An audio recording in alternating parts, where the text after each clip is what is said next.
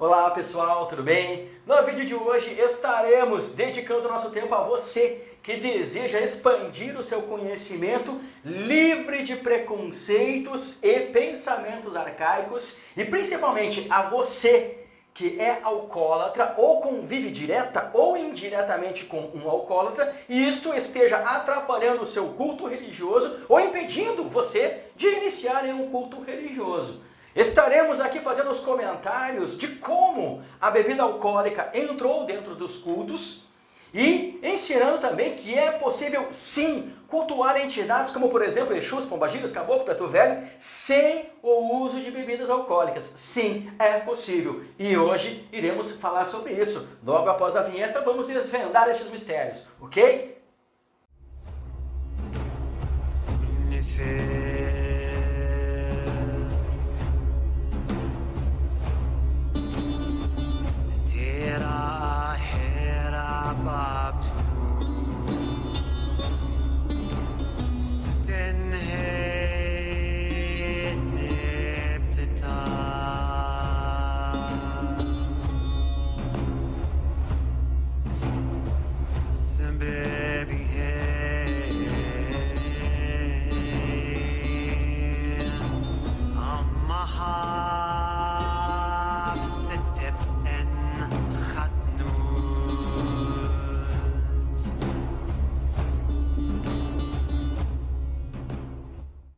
Pois bem, pessoal, em primeiro lugar, que fique claro o seguinte: eu não estou dizendo que aqueles que usam bebidas alcoólicas na quimbanda, na umbanda, na santéria, no voodoo, no palo maior, enfim, seja qual for a prática espiritual, não estou dizendo que é errado o uso de bebidas alcoólicas. E também não estou dizendo que eu estou inventando uma nova quimbanda, uma nova umbanda, nada disso.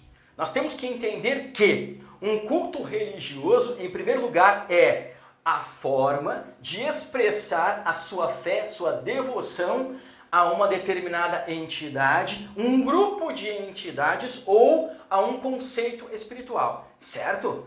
E um culto religioso, ele pode sim se transformar ou se adaptar, ser adaptado para as necessidades básicas daquela pessoa.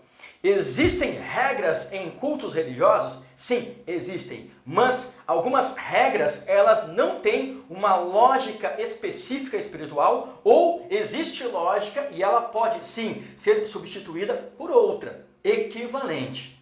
Ok? Então, vamos lá. Como surgiu a bebida alcoólica dentro dos cultos religiosos? Nós temos que voltar muito atrás. Muito atrás. Se você for pesquisar achados arqueológicos no Antigo Egito, eu estou falando isso, ó, 1000, 2000, 3000 anos antes de Cristo, certo? Então, achados desta época, você vai verificar que no Antigo Egito, Primeiro e Segundo Império, tá? Noruega, na Grécia, em todos os países e regiões onde houve a conquista romana, Incas, Maias, continente africano, qualquer achado arqueológico antigo, aonde estava realmente definido, certo, que naquele espaço físico era um espaço sagrado, não existe copos, taças, cálices, jarras, garrafas. Não existe isso. Se existia, era longe do local aonde era o altar. Isso significa que, no princípio, o ser humano não ofertava nenhuma espécie de líquido para as entidades. Nenhuma espécie de líquido, seja ele alcoólico ou não. Entende? E também, achados arqueológicos mais recentes, de 500 anos, também não apontam ossos ou pedaços de ossos em altares ou próximos ao altar. Isso significa o quê? Que também não era prática do ser humano ofertar carne ao sagrado. O que era ofertado para as entidades? Independente do culto religioso. Você pode ver aqui, ó, os egípcios, gregos, romanos, vikings, incas, maias, indígenas, africanos, não era ofertado bebida e também não era ofertado carnes. O que era ofertado era frutas, verduras e sangue de animais. Então, a bebida alcoólica ou qualquer outra espécie de bebida, ela foi surgindo dentro dos cultos com a evolução do ser humano e a ampliação do desejo de dar cada vez mais. Porque o ser humano tem na sua mente que ele sempre quer mais, ele acaba entendendo que o sagrado também sempre quer mais. Não, não é. Ok? Mas enfim, como então surgiu a bebida alcoólica dentro dos cultos religiosos? Na antiguidade, existiam as festividades para determinado deus ou grupo de deuses, e essas festividades era uma festa junto com o povo. Era uma festa religiosa e pagã ao mesmo tempo. Então, o ser humano, ele sim, lá no princípio, as primeiras bebidas, né, que foram criadas pelo ser humano, hidromel e depois o vinho.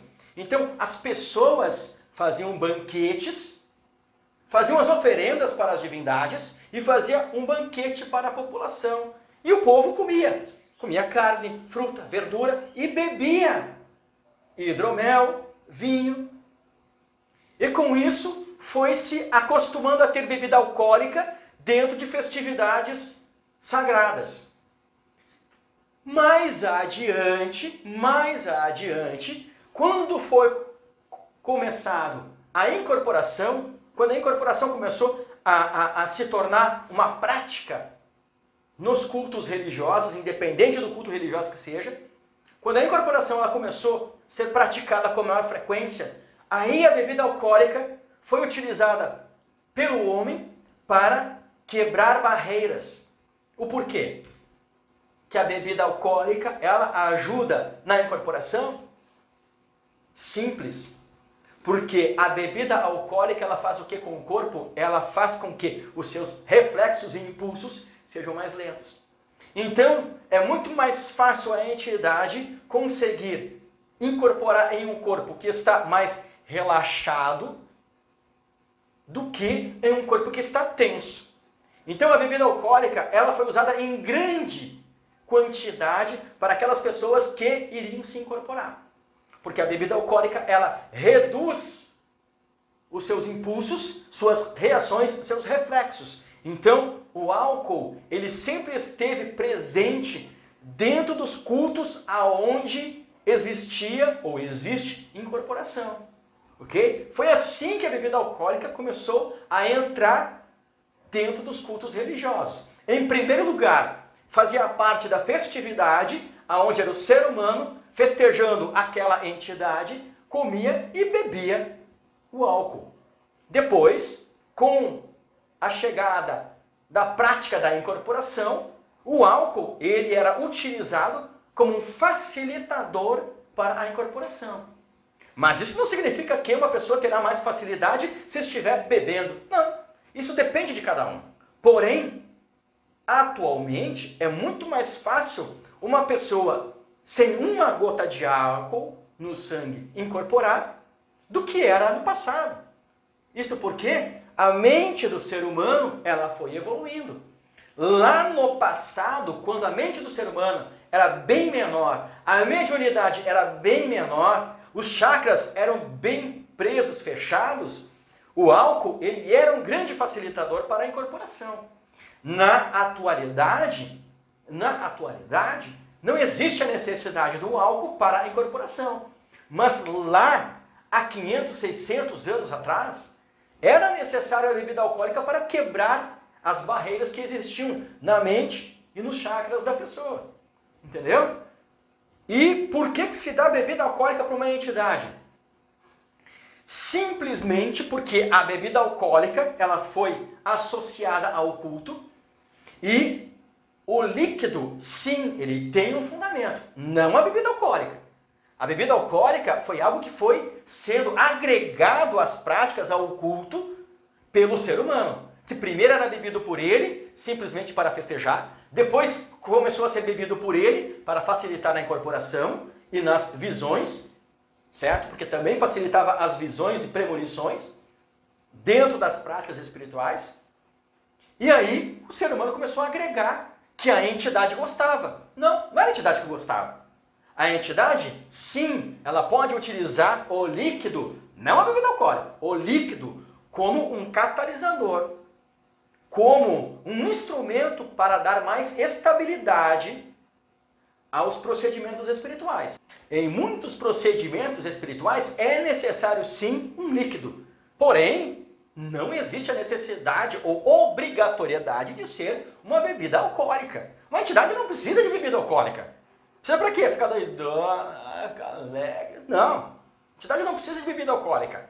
A entidade ela usa o líquido para quê? Como um catalisador e um estabilizador. A mesma coisa alguns oráculos. Muitos oráculos, o que é utilizado para ele? Uma vela e um líquido. Mas também não é obrigatório que seja uma bebida alcoólica.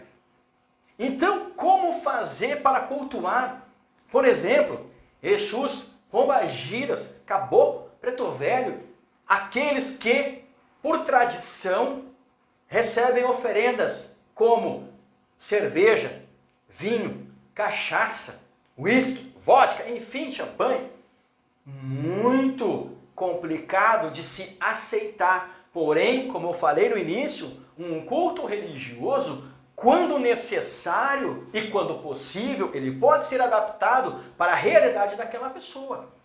Já tive inúmeros casos onde a pessoa ela era uma pessoa padrão, normal, comum, e houve problemas na vida dela, ela virou alcoólatra e acabou destruindo toda a parte espiritual dela, porque existia a obrigatoriedade de usar bebidas alcoólicas.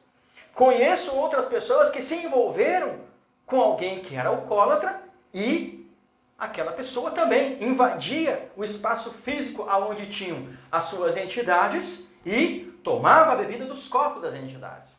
Assim como outros que também, além de tomar a bebida das entidades, roubavam moedas, enfim, faziam um horror. Mas se você tiver como retirar o álcool dentro deste culto, é possível sim um alcoólatra ou alguém que convive com um alcoólatra direta ou indiretamente cultuar aquelas entidades ou praticar aqueles atos de uma forma tranquila, eficiente e segura. Não haverá revolta pelas entidades, porque a entidade ela não precisa da bebida alcoólica. O líquido que você serve ali no copo para a entidade, ou que dá na garrafa, ou que dá na quartinha, ou que dá na cambuca, o líquido que você dá para a entidade, ela vai utilizar como um catalisador, certo? Catalisador e estabilizador para a força espiritual que existe ali naquele ato, destinado a ela.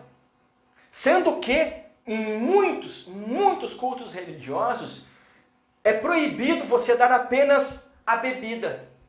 Você pode dar a comida sem a bebida, mas você não pode dar a bebida sem comida. O porquê disso?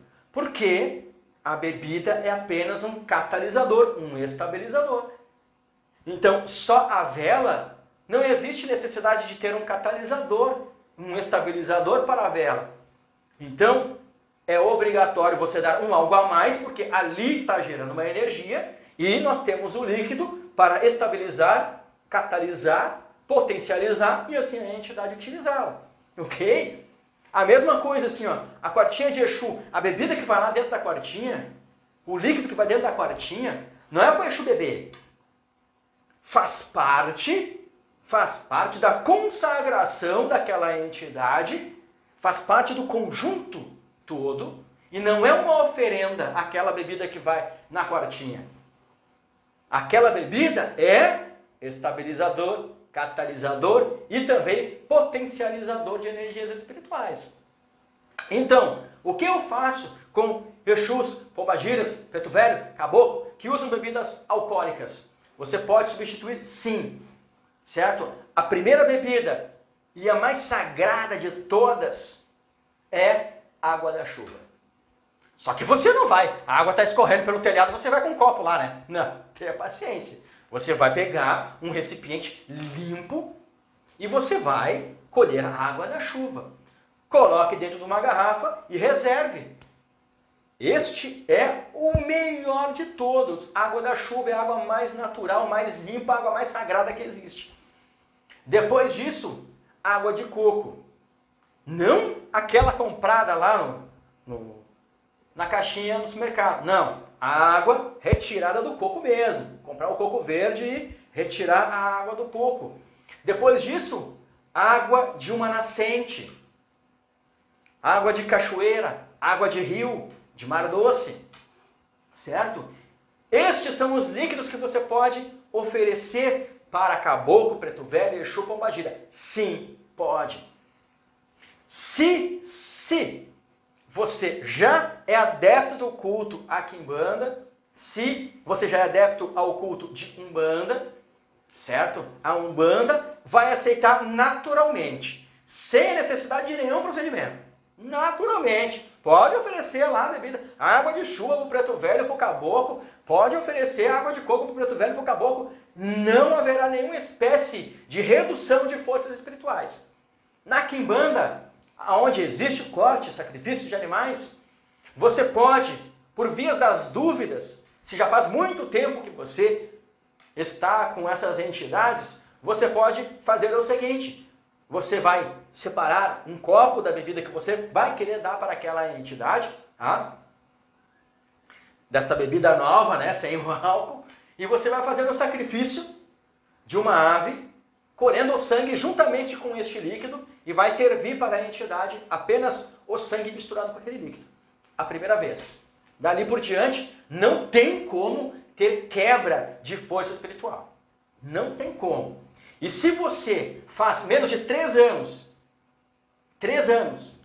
que você é adepto da quimbanda e precisa parar com a bebida alcoólica, você pode trocar sem necessidade de fazer o sacrifício.